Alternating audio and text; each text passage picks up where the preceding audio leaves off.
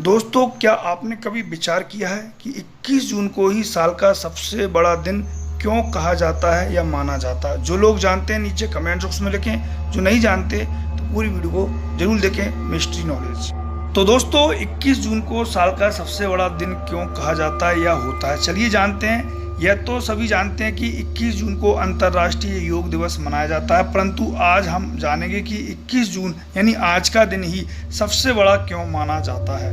खगोल विज्ञान के अनुसार 21 जून को सूर्य कर्क रेखा पर लंबवत चमकता है, जिसके कारण उत्तरी गोलार्ध में सूर्य की सबसे अधिक ऊंचाई होती है और यहाँ दिन बड़े और रातें छोटी होती हैं। इसलिए उत्तरी गोलार्ध में ग्रीष्म ऋतु होती है।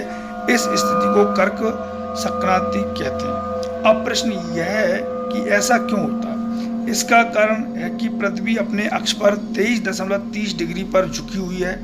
इस दिन सूर्य की किरण ज़्यादा देर तक पृथ्वी पर रहती है। इसके विपरीत 21 दिसंबर साल का सबसे छोटा दिन इसलिए होता है क्योंकि इस दिन सूर्य की किरण पृथ्वी पर सबसे कम समय के लिए रहती है। और इस बार 21 जून का दिन क्यों खास है, हम आपको बताते हैं कि 21 जून आज 2020 को अंतर्राष्ट्रीय योग दिवस होने के साथ साथ सूर्य ग्रहण भी है। धार्मिक तथा वैज्ञानिक दोनों ही मान्यताओं के अनुसार सूर्य ग्रहण का अपना ही एक अलग महत्व होता है। भौतिक विज्ञान के अनुसार सूर्य ग्रहण अधिकांशतः अमावस्या को ही होते हैं। जब सूर्य और पृथ्वी के बीच चंद्रमा आ जाता है तो सूर्य का प्रकाश पृथ्वी तक नहीं पहुंच पाता, इसे ही सूर्य ग्रहण कहते हैं। जो विज्ञान पढ़ते हैं वो सभी जानते हैं। अब यह प्रश्न है कि सूर्य ग्रहण क्यों लगता है, तो यह तो आप सभी जानते हो कि सूरज एक तारा है और पृथ्वी एक ग्रह है तथा चंद्रमा पृथ्वी का प्राकृतिक उपग्रह है। ब्रह्मांड में उपस्थित सभी ग्रह सूर्य के चक्कर लगाते हैं और उपग्रह ग्रह के चक्कर लगाते हैं।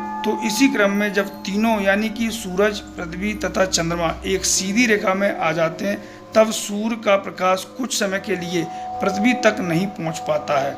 इसी स्थिति को सूर्य ग्रहण कहते हैं। जब सूर्य का एक भाग छुप जाता है तब इसे आंशिक सूर्य ग्रहण कहते हैं, जबकि जब पूरा सूर्य छुप जाता है तो उसे पूर्ण सूर्य ग्रहण कहा जाता है। दोस्तों, आपके मन में कोई सवाल है तो नीचे कमेंट बॉक्स में पूछ सकते हैं और आगे भी रहस्यों से पर्दा उठता रहेगा मिस्ट्री नॉलेज से।